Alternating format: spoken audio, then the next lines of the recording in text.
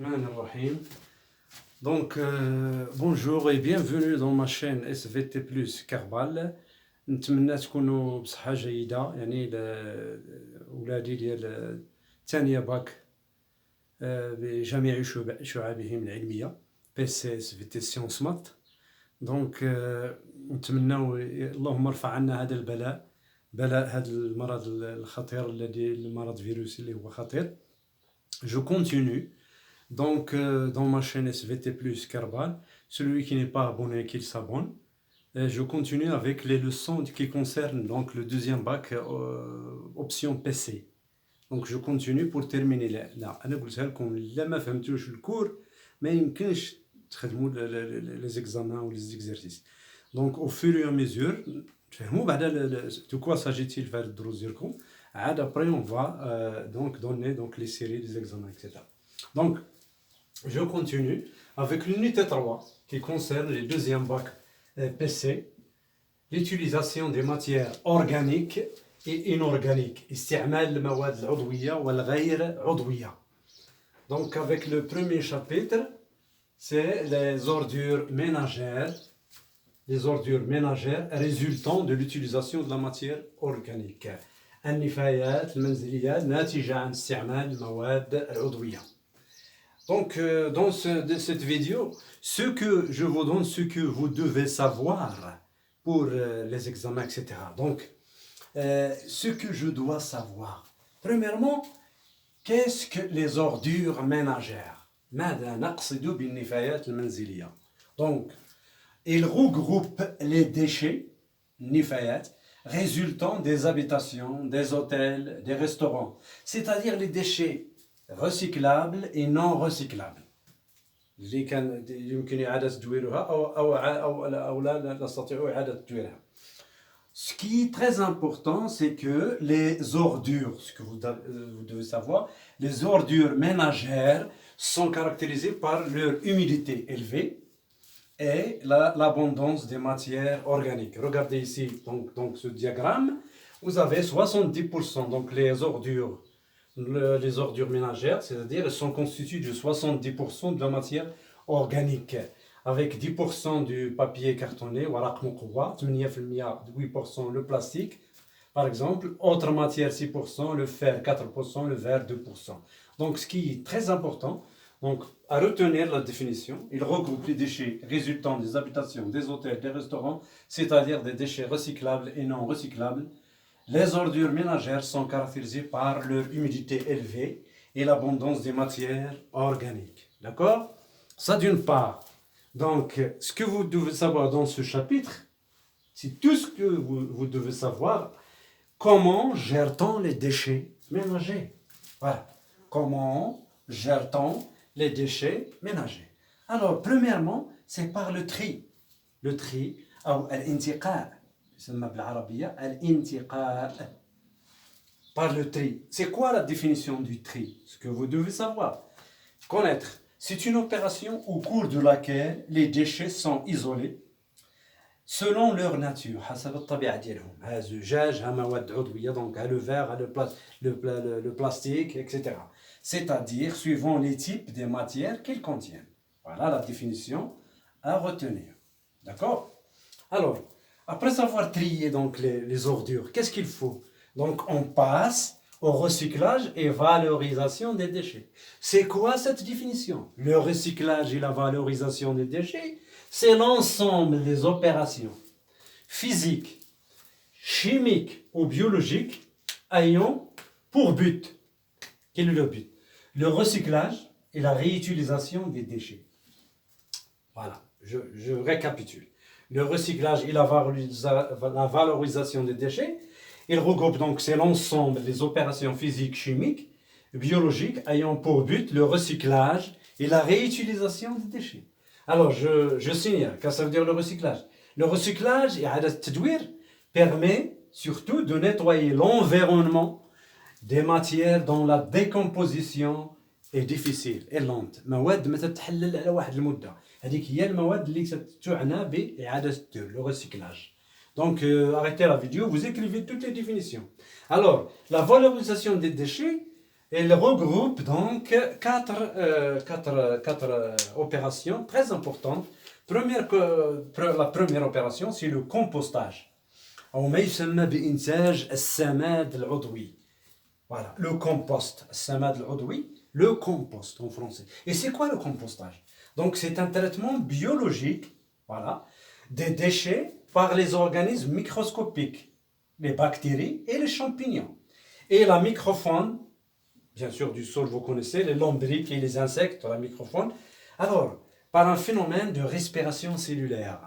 Donc le compostage, ça c'est la définition à retenir. إنتاج السماد العضوي. D'accord? Donc c'est un traitement biologique. Donc pour les examens, donc les définitions à retenir. Le traitement. Le compostage c'est quoi? C'est un traitement biologique des déchets par les organismes microscopiques, bactéries, champignons et la microfaune, bien sûr, les lombriques et les insectes. C'est les organismes, donc ils oxydent la matière organique, donc par respiration cellulaire. Donc réviser donc le premier chapitre pour les options PC et SVT, la respiration cellulaire. D'ailleurs, je vais réviser avec vous ça, Inch'Allah. Alors, ça c'est la première opération de valorisation des déchets, surtout la matière organique. Hein. Donc revoir les vidéos précédentes. J'ai réalisé les 4 vidéos concernant chaque technique dans ma chaîne SVT plus Carval. Vous n'avez qu'à s'abonner et revoir toutes les vidéos. Donc le deuxième procédé, ou bien l'opération, la méthanisation. C'est quoi la méthanisation? Vous trouvez ici méthane. Donc vous connaissez le méthane, donc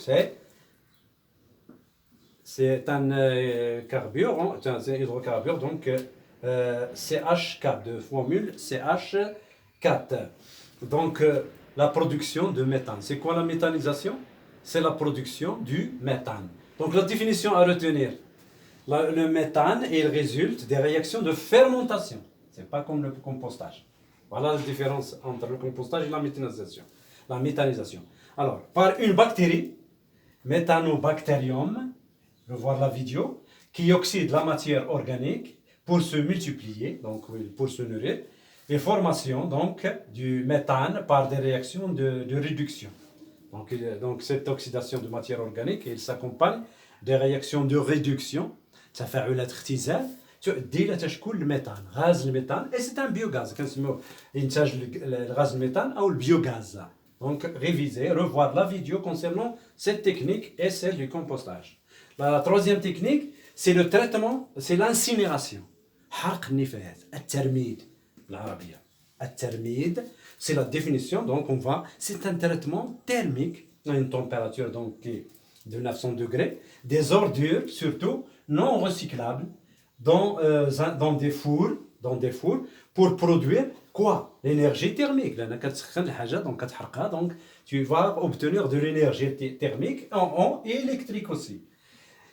Et les résidus, on obtient aussi des résidus utilisés dans les travaux publics. Donc الحوتة اللي كانت تبقى في الاخر ديال الحق يمكن نستعملوها في les goudrons etc.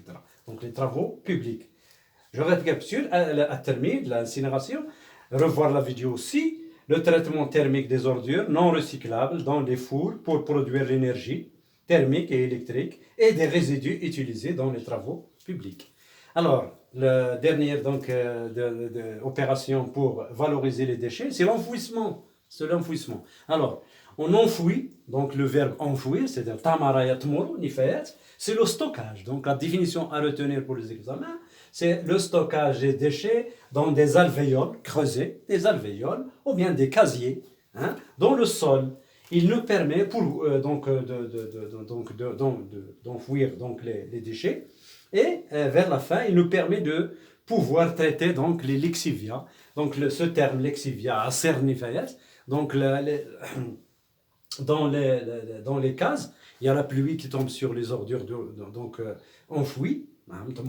Donc il y a l'eau qui s'infiltre à travers les déchets, formation d'un liquide donc au-dessous des déchets appelé le lixivia, asir nifayat. Alors il s'infiltre dans le sous-sol et même peut polluer donc les nappes phréatiques à Sada'im al-Ma'ia. Donc cette technique, les centres d'enfouissement, autrefois c'était les décharges, le matarih, mais maintenant on parle de centres d'enfouissement. Donc, on obtient le lexivia et on peut capter même le biogaz parce que les réactions de fermentation par les méthanobactériums donc, produisent aussi le biogaz. Donc, d'accord. Donc, traiter le lexivia, obtenir donc le lexivia, l'acheminer vers la station d'épuration, obtenir, capter le biogaz et le biogaz, il est utilisé, revoir la vidéo de la méthanisation. Où utilise-t-on le biogaz? Bien sûr, on l'utilise comme carburant et produire de l'électricité, etc. D'accord? Donc, j'espère que vous avez compris ce que vous devez savoir du premier chapitre, les ordures ménagères résultant de l'utilisation de la matière organique, la définition des ordures ménagères, comment gère-t-on les déchets ménagers. Il y a d'abord le tri, suivi des méthodes de recyclage et de valorisation des déchets. C'est l'ensemble des opérations physiques, chimiques, biologiques ayant pour but le recyclage, la réutilisation des déchets. Le recyclage permet de nettoyer l'environnement des matières dont la décomposition surtout est difficile. Et les quatre procédés, le compostage, la méthanisation, إنتاج غاز biogaz, c'est le méthane, ترميد حرق النفايات pour produire l'énergie électrique et l'énergie thermique et les résidus qu'on utilise dans les travaux publics, l'enfouissement, le stockage des déchets dans les alvéoles creusés dans le sol et nous permet donc d'obtenir le lexivia et le captage du biogaz. Donc abonnez-vous à la chaîne SVT plus Kerbal, arrêtez la vidéo pour écrire et bon courage à tout le monde pour une deuxième vidéo, Inch'Allah.